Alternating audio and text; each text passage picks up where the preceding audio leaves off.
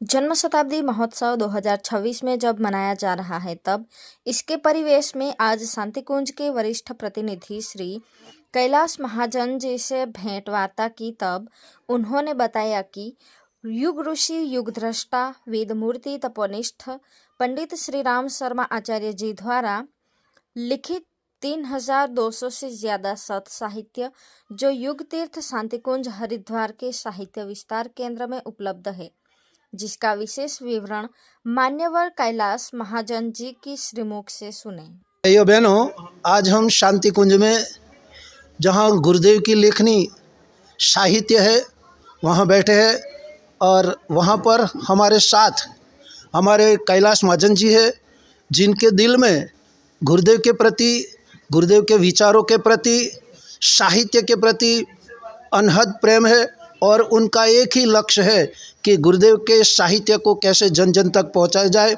गुरुदेव के विचारों को कैसे जन जन तक पहुंचाया जाए। इसके बारे में आज हम उनसे जानेंगे कि गुरुदेव ने जो साहित्य लिखा है इसके बारे में आपका क्या कहना है। तो हम महाजन जी से पूछते हैं कि भाई साहब, ये गुरुदेव ने जो 3200 किताब लिखी और ये बताया कि युग निर्माण जो होगा तो अच्छे विचारों और अच्छे साहित्य से होगे, तो इसके बारे में आप क्या कहना चाहते हैं? हाँ, बहुत अच्छी बात पूछी आपने। वास्तव में गुरुदेव ने इस अभियान का नाम दिया है विचार क्रांति अभियान। मतलब उन्होंने कहा कि आज जो दुनिया में जो बुराइयां फैली है वो मनुष्य के विचारों की देन है। विचार बिगड़ गए तो समस्याएं आ गई। इसलिए गुरुदेव ने कहा कि यदि हमको समस्याओं का समाधान करना है, दुनिया को सुधारना है, दुनिया को बदलना है, तो विचारों को बदलना पड़ेगा और विचारों को बदलने के लिए अच्छा साहित्य ज़रूरी है। इसलिए उन्होंने 3200 किताबें लिखी, जैसा अभी भाई साहब ने बतलाया। और गुरुदेव ने कहा कि यदि मुझे लोग जानना चाहते हैं या मुझसे प्रेम करते हैं तो मेरे साहित्य को पढ़ें, क्योंकि वो वहाँ लिखा है ना, देखो, मेरा स्वरूप मेरे साहित्य में छिपा है।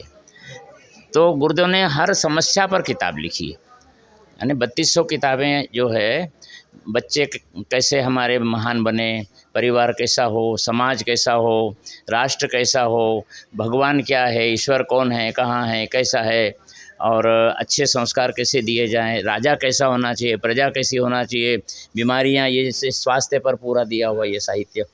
तो हर विषय का समाधान, हर समस्या का समाधान गुरुदेव ने अपने साहित्य में दिया है। और इस साहित्य को जन जन तक पहुंचाने का आज का सबसे बड़ा अभियान जो है, खास करके गुजरात के परिप्रेक्ष्य में मैं बताऊं, गुजरात में सारे ज़िलों में सभी दूर जो भी साहित्य होता है, लगभग वो लोग डोनेशन उसमें अपना जोड़ के और आधे रेट पे देते हैं। उसको हम ब्रह्म भोज कहते हैं। और बहुत से ऐसे कार्यकर्ता, जैसे आपके वहाँ के गांधीनगर के एक हमारे राजू भाई पटेल हैं, उन्होंने तो अभी तक, मतलब मुझे जहाँ तक ख्याल है, करोड़ों रुपए का साहित्य ब्रह्म भोज में किया है।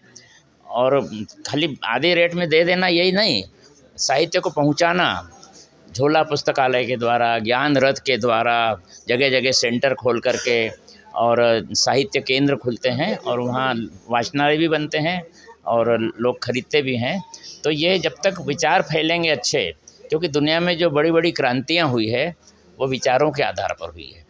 कार्ल मार्क्स ने जब साम्यवाद पर एक पुस्तक लिखी, दास कैपिटल, तो उस पुस्तक का ये प्रभाव पड़ा कि आधी दुनिया में साम्यवाद फैल गया। ये जो रूसो जो है फ्रांस का, उन्होंने डेमोक्रेसी पर एक पुस्तक लिखी तो पूरी दुनिया में डेमोक्रेसी की लहर फैल गई। एक अमेरिका की एक लड़की थी, छोटी सी लड़की थी, 20-22 साल की, उसका नाम था हैरियट स्टो। उसने टॉम काका की कुटिया नाम की एक किताब लिखी। उसमें उस समय जो वहाँ दास प्रथा चलती थी, दास प्रथा के विरोध में उसने वातावरण बनाया। और एक दिन यह आया कि वहाँ के जो राष्ट्रपति थे अब्राहम लिंकन, उन्होंने दास प्रथा को बंद करने का कानून पास कर दिया। तो वो उसकी किताब, तो गुरुदेव को बोले कि एक किताब जब पूरी दुनिया में क्रांति कर सकती है तो हमारी तो 3200 किताबें हैं, हर विषय पर किताबें हैं। तो दुनिया किसी भी विषय का समाधान चाहेगी तो हमारे वाङ्मय में ढूंढेंगे, हमारे साहित्य में ढूंढेंगी, क्योंकि गुरुदेव ने बड़ी साधना करके, बड़ी तपस्या करके लिखा है। ये कोई बिजनेस नहीं है कि साहित्य खूब बिकेगा तो हमको फ़ायदा होगा। गुरुदेव ने कहा कि हम पुरोहित हैं, वयम राष्ट्र जागरण पुरोहिता, राष्ट्र को सही साहित्य देना, सही ज्ञान देना हमारा दायित्व है।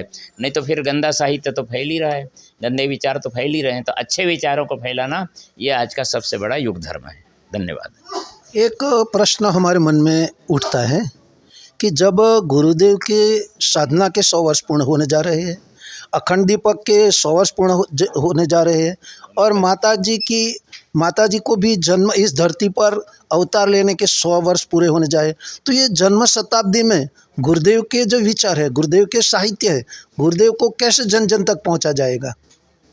हाँ, ये जैसा कि भाई साहब ने बतलाया, सबको मालूम है कि ये 3 संयोग बने हैं इस बार। वंदनीय माता जी का जन्म 1926 में हुआ था, तो 2026 में 100 साल हो गए। गुरुदेव ने अखंड दीप प्रज्वलित किया था और अपनी साधना 24 साल की शुरू की थी, वो भी इसी वर्ष की थी। तो इससे क्या है कि अब जो आ रहा है 2026 अगला वर्ष, वो बड़ा महत्वपूर्ण है मिशन के लिए।